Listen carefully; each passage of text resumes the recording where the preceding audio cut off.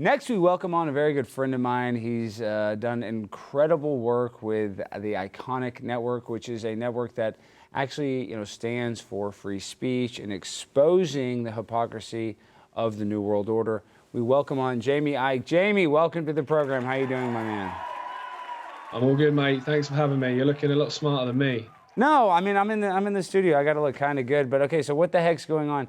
Tell me a little bit about this documentary and what is going on, because I'll give your dad a lot of credit. Obviously, your dad is a legendary truther, and now you've kind of followed in his footsteps in exposing the deep state or the New World Order, whatever you want to call it. But tell us a little bit about this documentary and what effect you think it'll have.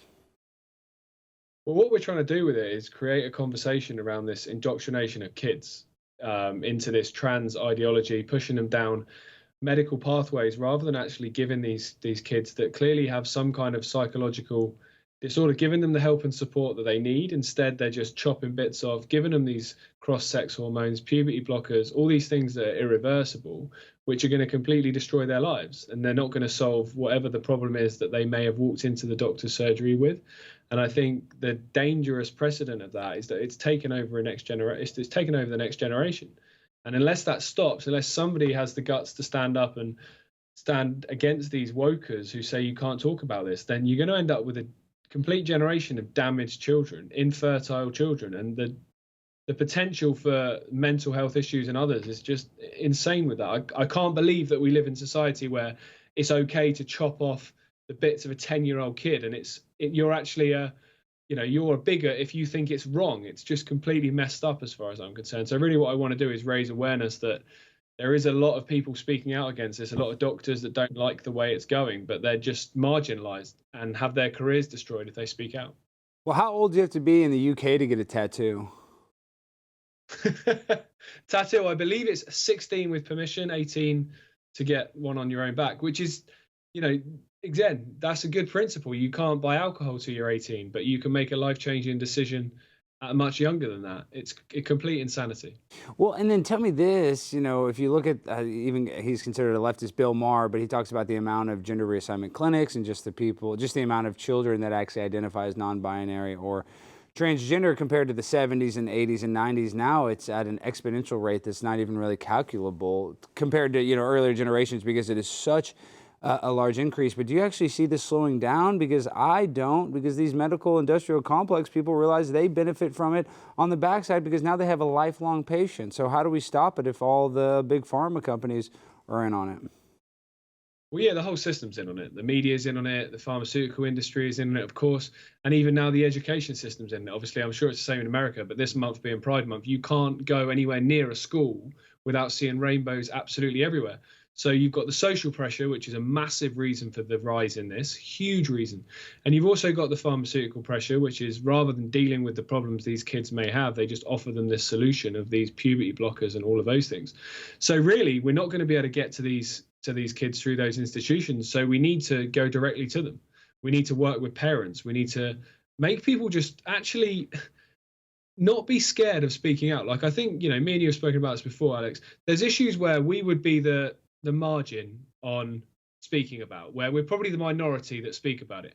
However, on this issue, if you spoke to most people in the streets in America, in the UK, in Australia, they would all agree with us that this is wrong. They're just so scared to say it because of the social pressure that you get for speaking out. So I think we need to try and create an environment where people aren't scared to say, look, this is wrong. No, I don't believe we should be chopping bits off 10-year-old kids. And I'm not scared of saying that out loud, because whether you think that's right or wrong, it's wrong.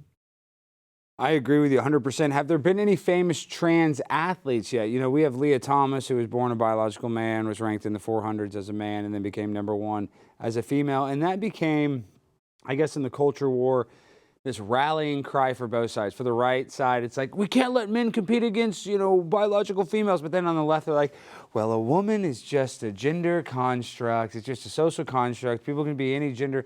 So are you guys facing that problem? Have the athletics been infected by the transgenderism movement? Not so much in the UK, to be honest. I think we've kind of held off on that for now. There's even been some pushback where Some athletic commissions have actually made it legislation to ban trans athletes. Well, didn't Boris say that? What did Boris say? He had some base take. Didn't Boris Johnson say that males shouldn't compete against women? I think he said that, didn't he? Yeah, that's the one thing. That's the one kind of benefit of having the conservatives in power here, in the same way it would be with the Republicans in America, is their core voter base don't want this, don't think this is the right thing. So they can't push that ideology quite as far as they'd like. Whereas obviously in America with Biden in charge, they can push it as far as they want. And inevitably at the next election here, when we have a Labour government, they'll push this on even further. But at the moment, they have to be careful because their core base don't want any of this. Well, but you can know, only get away. Yeah, but you and I both know this. It's a uniparty. The conservatives are in power. I mean, I know that you know that, but a lot of people think, oh, well, some right-wing conservative politician is going to save us. Yeah, right. So before we go, tell us a little bit. What do you think about the war in Ukraine? I saw a clip that was Luke Rudkowski interviewing your dad, and this is about 6 years ago, talking about how there was going to be a war in the Ukraine and how this was a big money laundering place, and that it's always been used by NATO kind of as like a threat to Russia, that they were always going to join, that Ukraine is going to join. And your dad was talking about that. So what do you think is going to happen? Do you think World War III is on the horizon? I think quite possibly, yeah. I think Ukraine is historically one of the most corrupt and kind of Nazified regimes that we've seen in a number of years. There's even been British documentaries, mainstream television, BBC and ITV documentaries going out to Ukraine talking about the Nazi issue they had there over the last decade. All of those apparently are now conspiracies. But I think that's, the fact they're using that clearly as this justification to further isolate Russia. And if you look at what the agenda is, which is clearly for a third world war, all this Ukraine conflict has done is push China and Russia, firstly, closer together. Mm-hmm. It's pushed Russia more and more isolated on the world stage, and we're seeing it now with the demonization of China more and more. It's just pushing those two blocks together, and then you've got your perfect good versus bad, East versus West, Third World War, which Albert Pike wrote about all those years ago, which is probably what my dad was talking about in the video you're referring to. And that's been the plan all along, and that's how they get their transformation of world society. But the thing I will mention, which I think is really interesting, which I don't think people look at, is if you look at the system that the cult and the establishment want, the Chinese system is more like it than any other.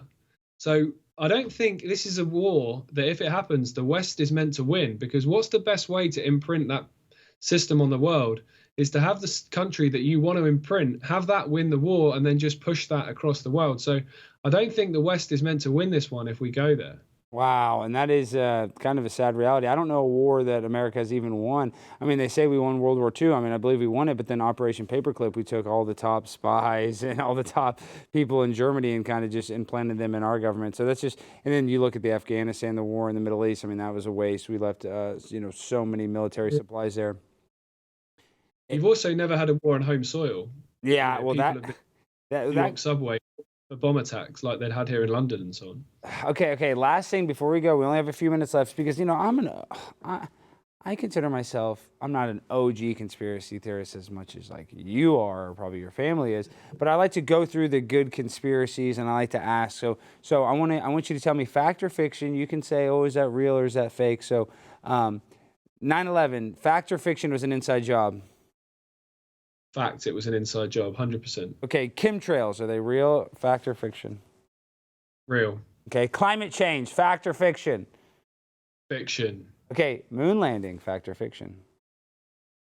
I think we've been, but I don't think Neil Armstrong was one of them, so I'll say fiction. fiction. See, I'm different. See, I think your dad has talked about that, where I don't think we went to the moon at all. Okay, what about this shape of the Earth? Is it flat or round? Okay, I'm going to have to say it's round because I've never looked at the flat Earth, but I'll look into that one. That's a good one. That's an interesting one. Okay, and then the last conspiracy that, well, I guess we can't talk about Sandy Hook. Bleep that. We can't talk about Sandy Hook. COVID, real or fake? Completely fake. Well, you did well on the hot seat. Are there any other conspiracies right now that are bugging you that you kind of want to expose? Because I think this is the sad thing, Jaymie, is that everybody knows that these kids are being targeted with this gender hormone therapy and the surgery. But I go to these events, Jaymie, I've been to a lot of these Drag Your Kids to Pride events. It's the parents. It's their own parents. Munchausen by proxy. So until we end bad parenting, I don't think that we're going to see any sort of decline when it comes to children taking experimental hormones or therapies.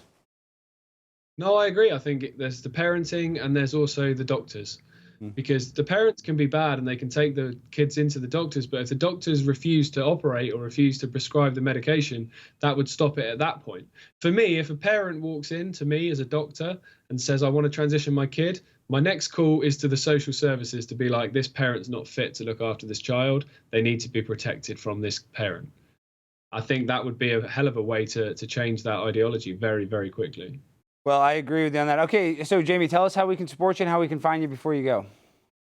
Yeah, so the film's available online. It's for free at the moment. It's on Rumble. It's on all of our social channels. So if you go to Iconic on YouTube, that's spelled ICKONIC, then you'll find it. The film's called No Turning Back. Well, you're the man, Jaymie. Tell Gareth, tell your dad hello for me. I really appreciate you coming on, and I'll talk to you soon, my friend. Sounds good, Alex. Take care, mate. All right, great. Thank you, Jaymie. That was perfect. And we'll play that next Tuesday. You're the man.